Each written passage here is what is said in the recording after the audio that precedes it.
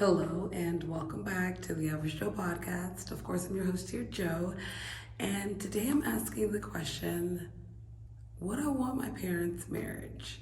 And this question only comes up because I'm trying to make a long story short. So my mom called me to book her and my father's plane tickets, but my father was like super picky about his ticket. He's like, oh, can I get this quick layover? Oh, I don't fly Spirit. Oh, this, oh that. So like we ended up having to book him like $1,000 ticket to go, and it's cool. So I ended up getting him a nice ticket. It was a nonstop flight, and then everything's cool.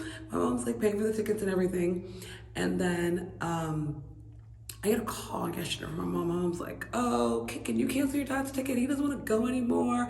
He's throwing a temper tantrum. And then like my dad's actually in the background. He's like, actually, that's not what happened. That's not what's going on. Like, tell the truth, whatever. Like, and I'm like, oh my God, my parents are really like going through like a whole marital spat, like, right now. Then, my dad calls me today and I'm like, he's like, oh, yeah, send me the details of the ticket. And I'm like, hold on, like, what happened? He's like, oh yeah, she apologized. So don't worry, it's all cool, but don't worry, she apologized. She got right. And I could just throw the question. So my parents, like I did grow up in a two-parent household. My mom's, always made more than my dad. And she's never really thrown it in his face per se, but it's just kind of always been a thing. And my dad's always been like my dad was like the cool parent.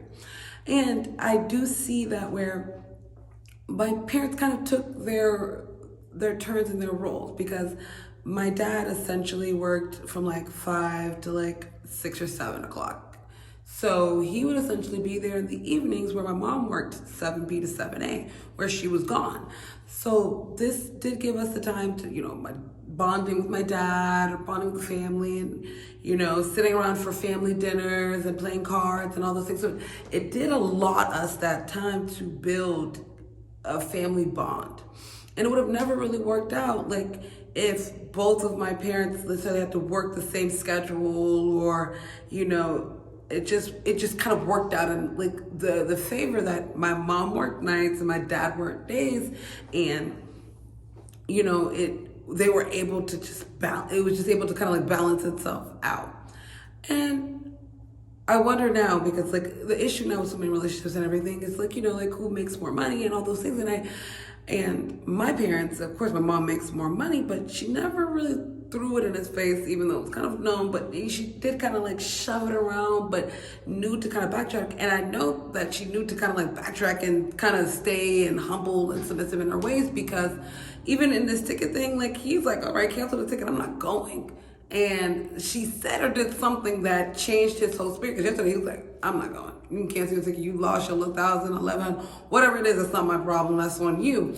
And I wonder, could I stay in a relationship like my parents? And, would I be okay with being the breadwinner, or being the person that everything fell onto? Because like, I don't think we sometimes understand like exactly how much pressure it is to honestly be a guy. Because like, when you pay the house, the car, the phone bill, all the bills, the kids' tuition, everything falls onto you. It's a lot of responsibility.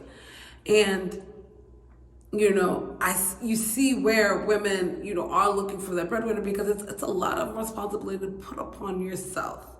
And I wonder myself, like, am I actually built for that? Because you're a really strong woman. And then again, but then you do have the balancing partner where, they may not meet you halfway or they're the whole way there, but they're meeting you there, and they're a comforting point that you can't get. And even if you were to get somebody, my mom had somebody who made more money than her, wouldn't necessarily satisfy her or make her any happier or anything. We necessarily don't know, but it works out itself out for them. And I wonder, like, would it work itself out for me?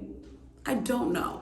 I do think, yes, it could. And I do think that I could be a person who, would essentially could step up to the plate and also be submissive, because like I said, my mom knew where she could draw the line, because money is very sensitive. When you hold money, you do hold that power, but you can't always necessarily let that power go above you, because you could lose something so beautiful. Because I look at my mom's sisters who are very successful, however, don't have that, that husband at home.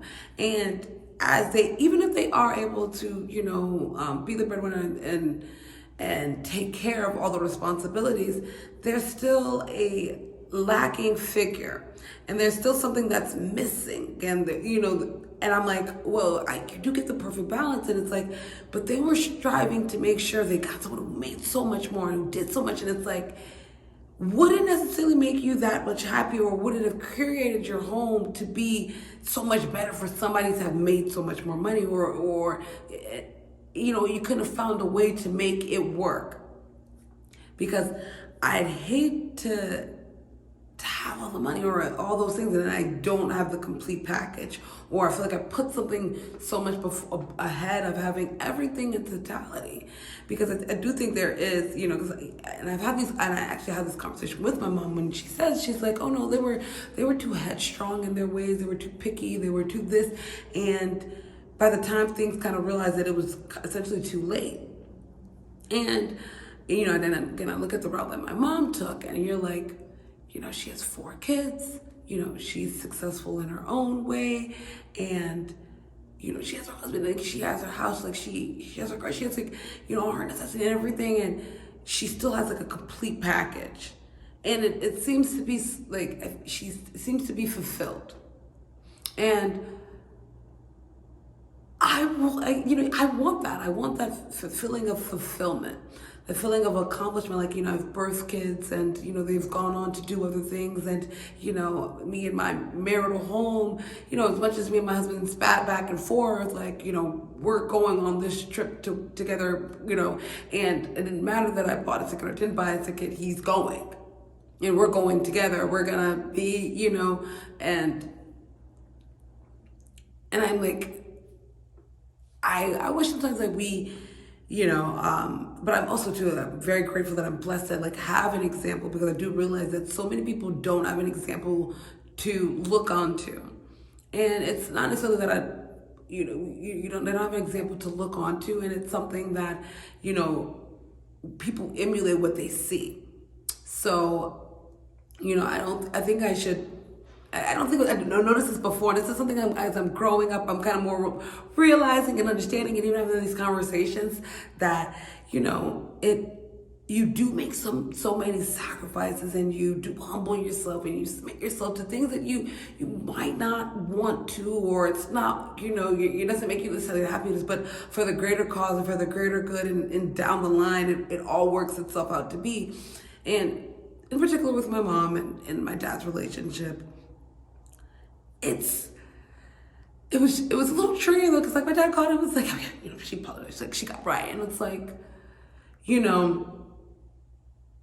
do we, if she didn't apologize, what could that have done to the relationship? Like, if she didn't take it up, like, what, I'm just gonna swallow it and just like let him be, because you just have to let him be and let him feel that, because that's all my dad needed to feel.